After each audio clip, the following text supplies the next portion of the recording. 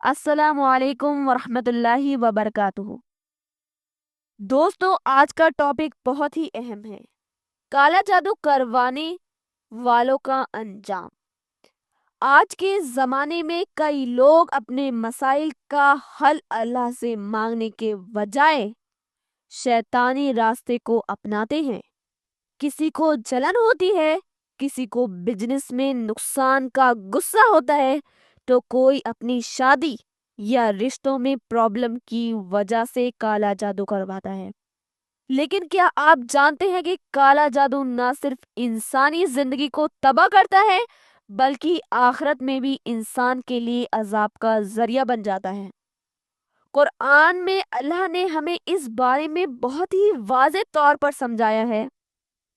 آج ہم سورہ البقرہ کی ایک اہم آیت کو تفسیر کریں گے، جہاں اللہ نے کالا جادو اور اس کا انجام ڈیٹیل میں بیان کیا ہے، اور پھر ہم آخر میں پریکٹیکل سولوشن اور اللہ کی طرف رجوع کا طریقہ سمجھیں گے۔ سورہ البقرہ آیت نمبر 102 میں اللہ تعالیٰ نے ارشاد فرمایا، اور وہ بنی اسرائیل اس چیز کے پیچھے لگ گئے جو ہاروت اور ماروت دو فرشتوں پر بابیلوں میں اتاری گئی، مگر وہ دونوں کسی کو کچھ نہیں سکھاتے تھے جب تک یہ نہ کہہ دیتے ہم تو صرف امتحان ہیں، تم کفر مت کرو۔ پھر لوگ ان دونوں سے ایسی چیزیں سیکھنے لگے جس سے میاں بیوی کے درمیان جدائی ہو جائے، لیکن اللہ کے حکم کے بغیر وہ کسی کو کچھ بھی نقصان نہیں پہنچا سکتے تھے، اور وہ ایسی چیز سیکھتے تھے جو انہیں نقصان دیتی تھی اور ان کو کوئی فائدہ نہیں پہنچاتی تھی، اور یقیناً انہیں معلوم تھا کہ جو اس کا راستہ اپنائے گا اس کا آخرت میں کوئی حصہ نہیں ہوگا۔ اس آیت کو ہم تفسیر کے ساتھ جانیں گے۔ ہاروت اور ماروت کا امتحان۔ اللہ نے ہاروت اور ماروت کو ایک امتحان کے لیے بھیجا تھا۔ ان کا کام تھا لوگوں کا امتحان لینا۔ جب کوئی ان سے کالا جادو سیکھنے آتا تو وہ پہلے ہی بتا دیتے ہم صرف امتحان کے لیے آئے ہیں، کفر مت کرو۔ لیکن کچھ لوگ اپنے لالچ اور نفرت کی وجہ سے یہ حرام کام سیکھنے لگے۔ کالا جادو کا سب سے بڑا نقصان۔ اللہ نے آیت میں بتایا کہ کالا جادو کا سب سے بڑا نقصان یہ ہے کہ یہ میاں بیوی کے درمیان فساد پیدا کرتا ہے۔ شیطان کا مقصد ہی رشتوں کو توڑنا ہے، اور کالا جادو اس کا ذریعہ بن جاتا ہے۔ شرک کا کوئی فائدہ نہیں۔ یہ علم لوگوں کو نقصان دیتا ہے لیکن کسی کو فائدہ نہیں پہنچاتا، اور یاد رکھیں کوئی بھی چیز اللہ کے حکم کے بغیر کسی کو نقصان نہیں پہنچا سکتی۔ آخرت کا نقصان۔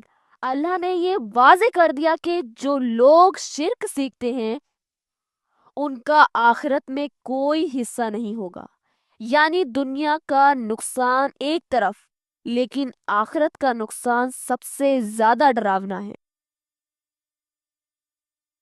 رسول اللہ صلی اللہ علیہ وسلم نے ارشاد فرمایا، جو شخص شرک کرتا ہے یا کرواتا ہے وہ ہمارے دین کا حصہ نہیں ہے۔ یہ حدیث ابو داؤد میں آئی ہے۔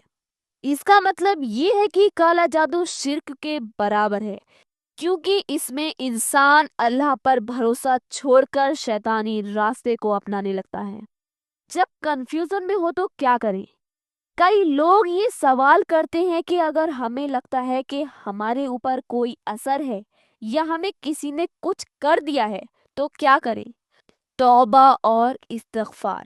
سب سے پہلے اللہ سے سچے دل سے توبہ کریں۔ جو بھی گناہ کیا ہو اس کا اقرار کر کے اللہ سے مغفرت مانگ لیں۔ قرآن کی تلاوت۔ روزانہ سورہ الفلق اور سورہ الناس کی تلاوت کریں۔ یہ دونوں سورتیں ہمیں ہر بری چیز سے محفوظ رکھتی ہیں۔ اللہ کا ذکر۔ اپنے دل کو اللہ کے ذکر سے زندہ رکھیں۔ صبح اور شام کے اذکار اپنی زندگی کا حصہ بنا لیں۔ دعا۔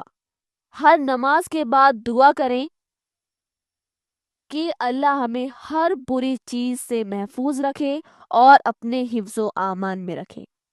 اگر کوئی اثر محسوس ہو رہا ہے تو کسی اچھے اسکالر سے رقیہ کروائیں، مگر کبھی بھی جادو ٹونا کرنے والوں کے پاس نہ جائیں۔ دوستو، اس دنیا میں اکثر لوگ مصیبت کا حل اللہ سے مانگنے کے بجائے غلط راستے اپناتے ہیں، لیکن یاد رکھیں ہر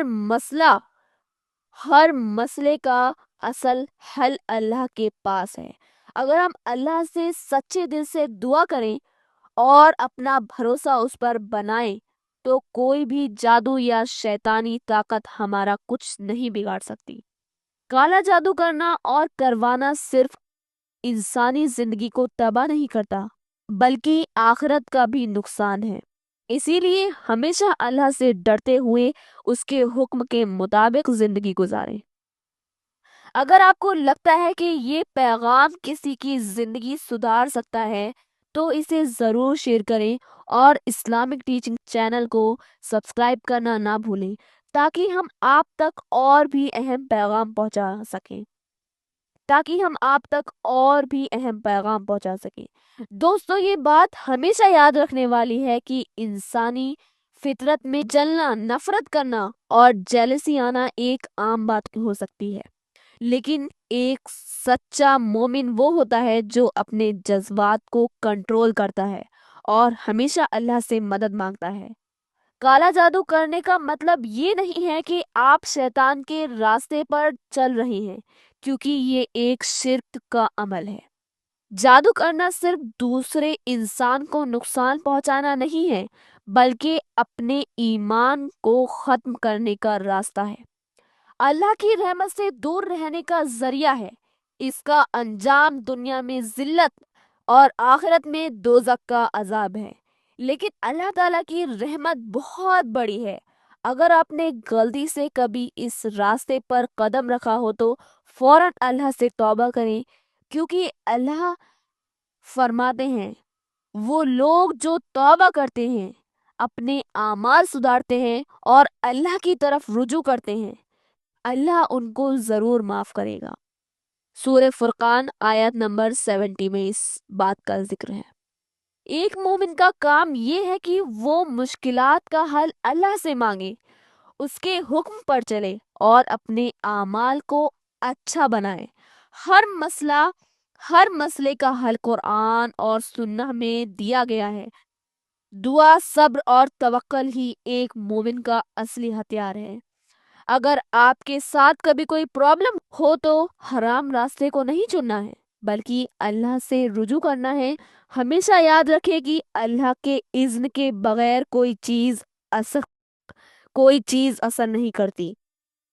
ایک میں بیوٹیفل ایگزامپل آپ لوگوں کو دیتی ہوں۔ حضرت موسیٰ علیہ السلام اور فرعون کا واقعہ سب کو معلوم ہے۔ جب فرعون کے جادوگروں نے موسیٰ علیہ السلام کے سامنے اپنے جادو کا اظہار کیا تو اللہ نے موسیٰ علیہ السلام کو ایسا اسٹف دیا جو ان کے جادو کو کھا گیا۔ اس واقعے سے ایک لیسن ملتا ہے کہ جادو چھوٹی چیز ہے لیکن اللہ کی قدرت سب سے بڑی ہے۔ تو دوستو، ہر مشکل وقت میں اللہ کا سہارا لیں، ہر گناہ کا حل توبہ ہے اور ہمیشہ یقین رکھیں کہ اللہ آپ کے لیے بہترین فیصلہ کرے گا۔ دعا کریں کہ اللہ ہمیں ہدایت دے اور ہمیشہ صرف اس کا سہارا لینے کی توفیق دے۔ اگر آپ کو یہ ویڈیو پسند آئے تو شیئر ضرور کریں تاکہ لوگ اس پیغام کو سمجھ سکیں اور کسی بھی گناہ سے بچ کر اللہ کے قریب ہو سکیں۔ جزاک اللہ خیر۔ اللہ ہمیشہ اپنی حفاظت میں رکھے۔ آمین۔ دس از می عافیہ خانم، فی امان اللہ۔